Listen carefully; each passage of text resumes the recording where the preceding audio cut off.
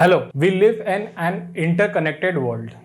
By interconnectedness, we see there is a transfer of capital, people, and technology. When we think about transfer of capital from one nation to another, there may be two or three purposes that a capital is transferred from that nation to the other nation. In terms of economy, we know that there is a term called FDI, foreign direct investment. That foreign direct investment is meant for only economic purposes. For that, a foreign enterprise invests into Indian company for economic purposes, to increase production or to make profit and return their money in form of profit. In social sectors, there is also need of money.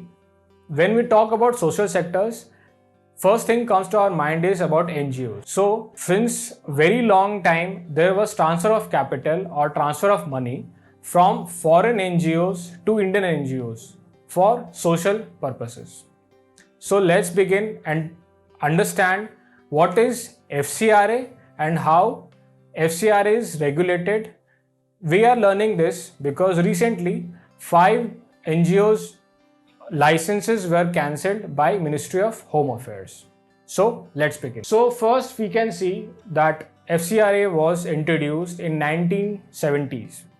उस समय के political nature India का बहुत different था आज के context में अगर देखा जाए तो वो कोल्ड वॉर का हाइट था and there was lot of foreign interference from Soviet Union and America in Indian subcontinent. So Soviet funds and American funds were transferred to social groups to propagate their own agendas.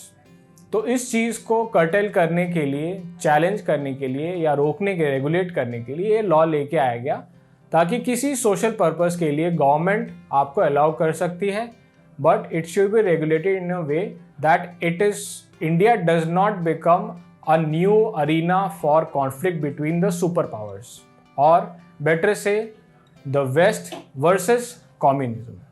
तो ये 3 events हैं जो हम लोग देखते हैं कि 70s के एरा में वेस्टर्न इन्फ्लुएंस इंडिया में बहुत ज़्यादा हो गया था बिकॉज फॉरेन फंडिंग आता था इंडिया में वेस्ट से और सोवियत यूनियन से, जैसे मैंने पहले का बताया, और सारे सोशल ग्रुप्स अपने अपने cause pro Soviet, anti Soviet, pro America, anti America इस डिबेट में लगे रहते थे और इससे इंटरनल पॉलिटिक्स बहुत ज़्यादा इन्फ्लुएंस होती थी.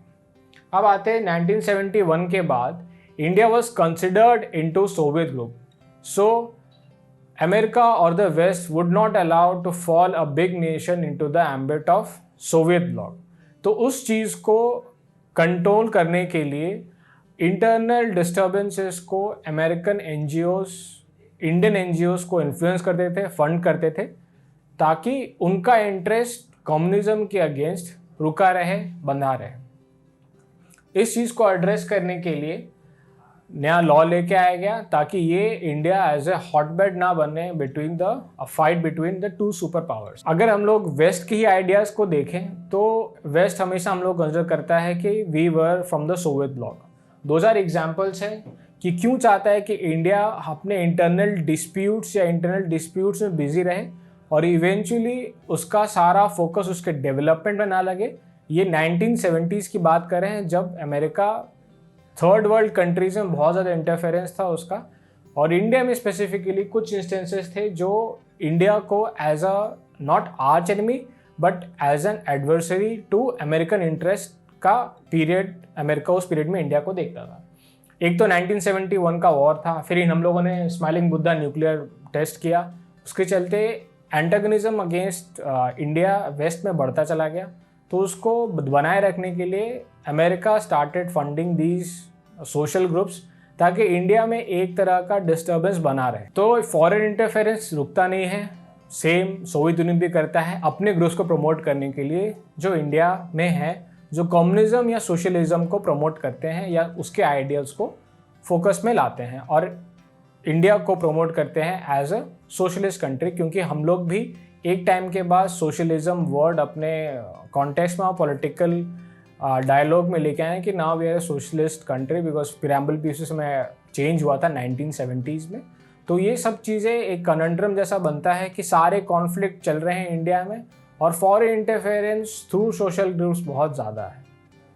तो यही रीज़न था FCRA आता है, और जो डोनेशन है it started getting regulated through central government. जो FCRA का इनिशियल था वो बहुत ज़्यादा स्ट्रिक्ट था, गवर्नमेंट सारे NGOs के सारे काम देखती थी। आपको याद भी होगा 1970s में इमरजेंसी भी लगा था, तो NGOs मोस्टली बैन थे and their strict regulation on the action, funding, process, protest या एक्टिविज्म ऑफ NGOs। ये लॉ इसलिए था क्योंकि आप अलाउड हैं ये सारे चीज़ें करने के लिए, एक्टिविज्म करने के लिए, but it should not B funded by foreign entities जो अपने इंटरेस्ट इंडिया में प्रमोट कर रहे हैं थे उस समय। और हम लोग फास्ट फॉरवर्ड होते हैं, एक पीरियड ख़त्म होता है, सोवियत यूनियन ख़त्म होता है, और अमेरिका को ऐसा कोई एडवर्सरी नहीं मिलता है इंडिया में, because India is no longer socialist, because LPG reforms होते हैं और India is moving towards capitalism, market reforms होते हैं। तो ideologically, economic ideology wise India is transforming in 1990s। तो उसके बाद इंडिया जब चेंज होता है तो foreign contribution in Indian economy बढ़ता है ऑटोमेटिकली। तो FCRA पे उतना कभी ध्यान नहीं दिया जाता है या उतना इम्पोर्टेंस नहीं बच जाता है। तो फास्ट फॉरवर्ड 2000s, तो एक सबसे इम्पॉर्टेंट इवेंट दिखता है कुंडनकुलम न्यूक्लियर पावर प्लांट। ये पावर प्लांट रशियन टेक्नोलॉजी से बिल्ड किया जा रहा था इन तमिलनाडु। तो हम लोगों को ये देखने को मिलता है कि वहाँ पे लोकल पॉपुलेस को लोकल NGOs इन्फ्लुएंस करते हैं कि ये न्यूक्लियर पावर प्लांट आपके लिए और आपके जनरेशन्स, आने वाली जनरेशन्स के लिए अच्छा नहीं, it is unsafe to have a nuclear power plant. सारे प्रोसीजरल नॉर्म्स पूरे होने के बावजूद भी ये NGOs अपना काम करते रहे। सारे प्रोसीजरल लॉज से मैं ये कहना चाह रहा हूँ कि वो सारे नॉर्म्स जो एक नए पावर प्लांट लगाने के लिए होते हैं वो सारे फुलफिल किए गए थे, but NGOs kept on pushing their agenda. ये एजेंडा बाद में ये पता चलता है कि ये सारे NGOs अमेरिका फंड कर रहा है, बिकॉज अमेरिकन इंटरेस्ट यहाँ क्लैश हो रहा है कि there should not be indulgence of India Russia in nuclear cooperation. क्यों? क्योंकि अभी भी रशिया का USA does consider Russia as an adversary. उसके इंटरेस्ट को वो कंट्रोल करने के लिए, लिमिट करने के लिए किसी भी हद तक जाएगा। तो even for a friend like India, जो कि 2000s में आते हैं, we are sort of economic friends, India and America. India के इंटरेस्ट को नहीं ध्यान में रख के they started putting in money American state and American NGOs to limit the influence of Russian technology coming into India. इससे हो सकता था अगर हम लोग उस पर एक्ट नहीं करते या छोड़ देते तो एक Russian technology we would have missed it, Russian cooperation in nuclear field we would have missed it, और एक बहुत बड़ा एनर्जी नीड जो एक न्यूक्लियर पावर प्लांट फुलफिल करता है फॉर डेकेड्स, वो हम लोग मिस कर देते अगर NGOs को कंट्रोल नहीं किया जाता या उनकी फॉरेन फंडिंग पे रोक नहीं लगाया जाता तो। और इवेंचुअली रशिया हमारा एक बहुत अच्छा फ्रेंड हिस्टोरिकल रहा है, तो अगर उसको डिस्ट्रेस होता कि India is not concerned about our interest, तो हम लोगों को इस स्ट्रेटेजिक रिलेशनशिप को डिग्रेड करना चाहिए, डीवैल्यू करना चाहिए। तो हम लोग एक ट्रस्टेड अलाई को भी खो देते। तो देन इन सब चीज़ों को कंसर्न में लेते हुए eventually we acted and foreign NGOs के फॉरेन फंडिंग पे कुछ रेगुलेशन लगते हैं जो हम लोग आगे देखेंगे। तो आपको ये पता होगा कि 1970s में क्या रेगुलेशन थे। There were strict controls in the mechanism of an action of NGOs। तो NGO ने उसका हैक निकाला, उसको बाईपास किया कि now we will not funded directly, but our hospitality needs, foreign trips या ऐसा कोई है तो that will be funded by foreign fund, जो उनको फॉरेन से फंड कर रहे थे। तो इसको देख के 2010 में गवर्नमेंट ऑफ इंडिया ने अमेंडमेंट्स लेके आया कि नाउ फॉरेन NGOs या foreign entities can't specifically fund hospitality, foreign trips to the heads of NGOs या एक्टिविस्ट फ्रॉम NGOs, बिकॉज पहले पैसे डायरेक्टली आके इन्फ्लुएंस नहीं कर पा रहे थे। Now they are incentivise through spending something that they can't afford.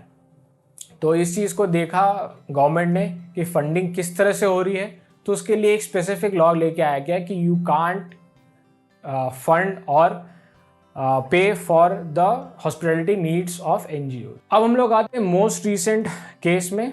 यहाँ आप देखेंगे देयर इज एन NGO जो एलिगेशन उस पर लगता है कि स्टरलाइट कॉपर प्लांट पे इट मोटिवेटेड द विलेजर्स और the near by populace against the working of the copper power plant. ये कॉपर प्लांट इंडिया का 25% ऑफ कॉपर नीड्स को फुलफिल करता था।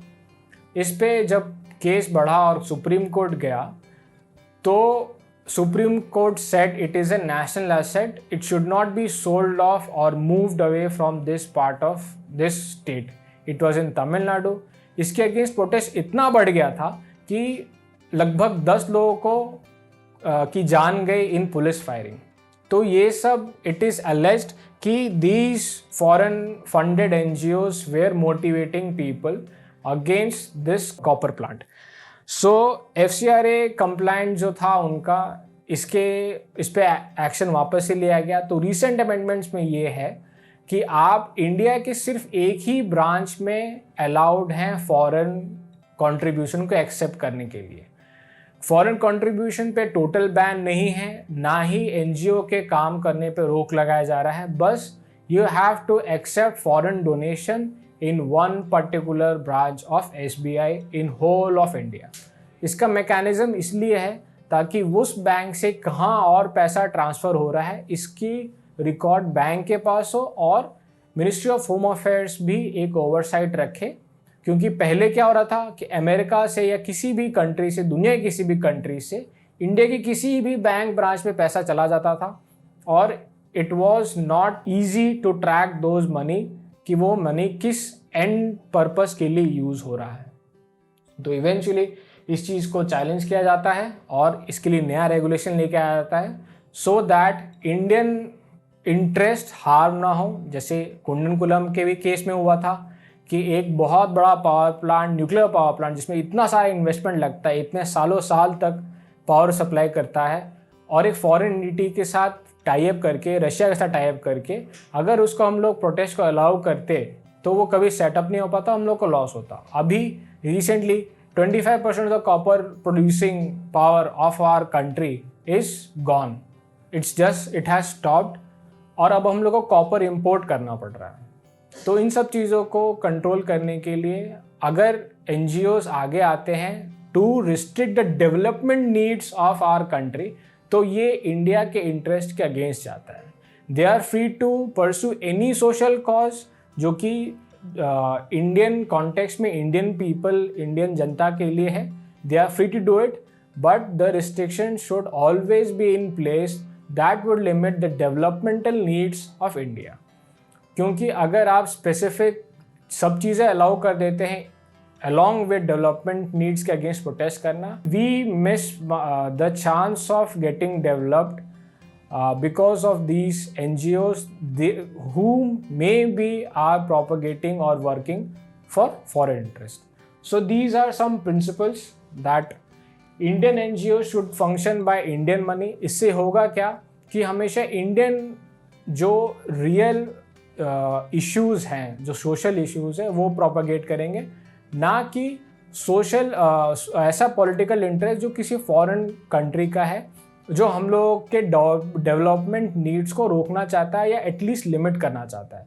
कुंडनकुलम में फॉरेन एंटिटी रशिया के इंटरेस्ट को और इंडियन इंटरेस्ट को हार्म कर रहा था और तूतुकुड़ी में जहाँ पे स्टरलाइट वेदांता का पावर प्लांट कॉपर प्लांट था वहाँ पे NGOs वेदांता के और इंडियन इंटरेस्ट के अगेंस्ट था।